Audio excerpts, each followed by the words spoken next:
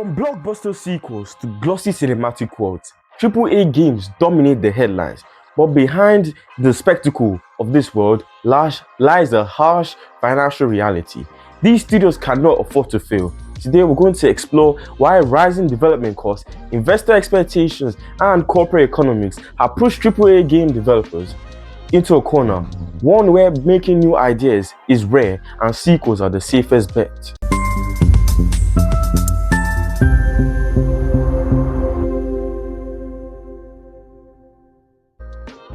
Big budgets, large teams, global marketing and hit-driven returns. AAA games or AAA games is shorthand for high-budget, high-visibility games backed by huge major game developers. And these are not like indie games which are made by small teams. These are multi-million-dollar productions, with industry averages putting the cost of a AAA game in the region of $200 to $300 million, and that figure could rise significantly higher. This is even before marketing and post-launch support is even accounted for. So obviously, the cost of these games are really sky high. Once upon a time, you could design and create a very good game for the cost of only a few $1,000,000. And yes, for some people, this might sound crazy. $1 million or upwards for a video game. Yes, production, graphics, all these go into making a game successful. But now the reality is completely different. With users wanting photorealistic graphics, huge open worlds, interactive features, the average cost of a game has ballooned significantly, with teams of up to 500 software developers, graphic designers, game testers, and other important people in the game making process spending over 7 years to create a single game. When you're a big company funding such a big project, a simple setback isn't cheap. It could ruin your whole business, it could ruin your whole band. We've seen examples of this before. We had Marvel trying to make a game a few years ago. I can't really remember the name. You've seen numerous amounts of companies spend lots of money on building a game. We have Cyberpunk. Even up to date, Cyberpunk isn't what we expected it to be. So that's the reality of the gaming industry. Very high budgets for very low margins of error to get your money back. And so, what do publishers do when the stakes are high? They play it safe. Sequels, remakes, and known franchises become the default strategy. Established IPs or game modes are easier to sell and more predictable in terms of sales numbers. That really helps.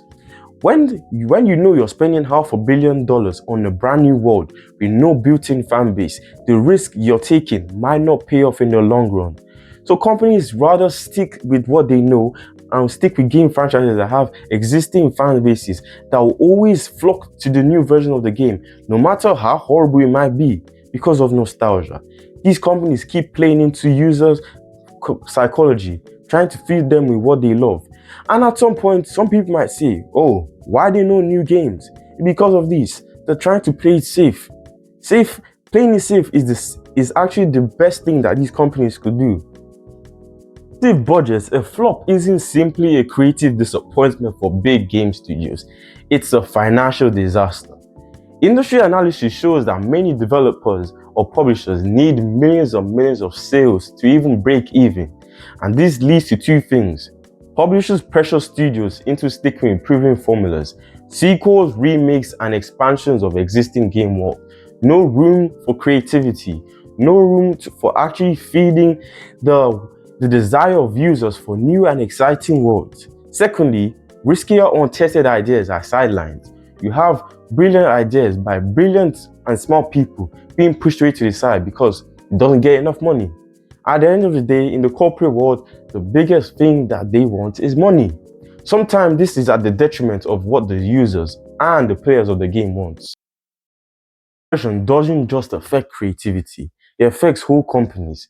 Recent restructuring, cancellation, and pushbacks, and even layoffs across major game developers show how unforgiving the game development industry really is. The biggest example of this is the GTA 6 series. The problem with GTA 6 is that it's probably an outlier in this whole situation.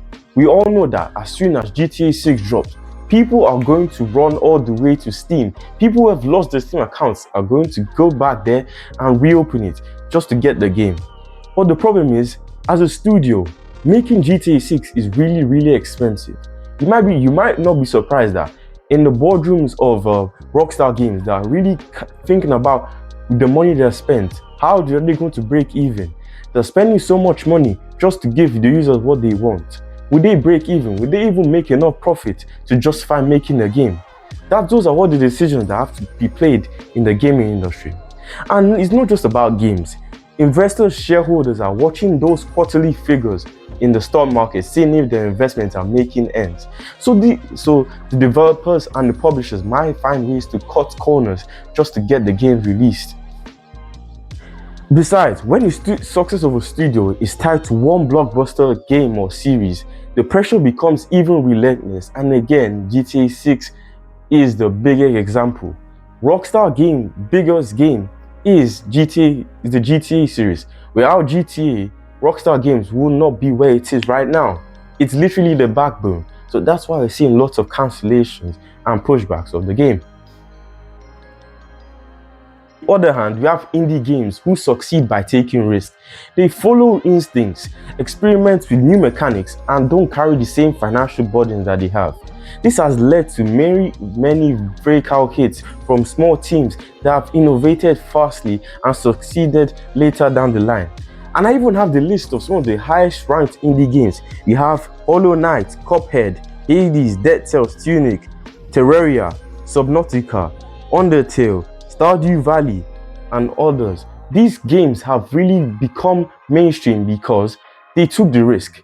They're willing to play with new ideas, new ideas that fit into what users want, and they fit into the niche that the hardcore gamers really are hungry for. Niches that the AAA game industry is not really diving in because of the risk. AAA games are trapped by their own economics, often waiting for indie game companies to experiment and get things right before they copy it and use their large budgets to gain better market share and more sales. That is the most exhausting and saddest part of this whole thing, the money. So the major question on people's mind right now is, where does the industry go from here? Some suggestions are scaling down to AA games. This whole naming convention is really confusing and surprising to me. But anyways, let's just keep going. These are simply games with leaner project scopes, smarter tech integration, and better freedom for the game developers. It allows for more creative freedom, and at the end of the day, it reduces costs for the companies, probably allowing them to make more profit. And I really like this idea. When you have a smaller game project, it allows the developers to really train in their craft and really show their skills and design games that people will truly love and enjoy, not just feeding into nostalgia. Some people also believe that we could still stick with AAA games, but probably reducing the economics and the scale of the games and so on. Really, I don't see how feasible this is. We'll see how this pans out as we move into the next few years. But what is clear right now, the days of spending $500 million on an unproven game like Marvel's original game, I can't remember the name, it's like Marvel Rivals. Someone know the name in the comments. If you know, just put that in the comments. Basically, the days of spending $500 million on an unproven game are over right now. I don't think they're coming back because honestly, it's not profitable and no one really enjoys those games because they're not putting enough effort into those games. And until that changes, innovation will likely remain the same in the game industry and probably come from unexpected places, especially the indie game industry. So keep watching out for the indie games. AAA game studios aren't afraid of risk because they lack creativity. They're simply afraid that when they take these risks with unproven games and with unproven markets, they are going to lose far much more money than they have put into the game. So when every new project is coming out, it's hit with a lot of excitement and fanfare. Always take time and analyze, is this feasible in the long run? Do you think it's actually going to be delivered well? And if it's delivered, will you enjoy it? Will these companies be able to recoup the budgets? If you cannot analyze, Basically, anytime you see a new game leak of a brand new idea, just think it's not going to happen, because safety is going to be a priority of these companies in the coming few years. And that's the real reason why many big studios are staying away from new intellectual property: the risk. Thank you so much for watching. This has been a very interesting video. It helped me dive back into the gaming industry because I'm not really a gamer. I had to research a lot for this video. If you like this video, make sure to drop a comment down in the comment section. Thank you so much. I'll see you in the next one. Bye.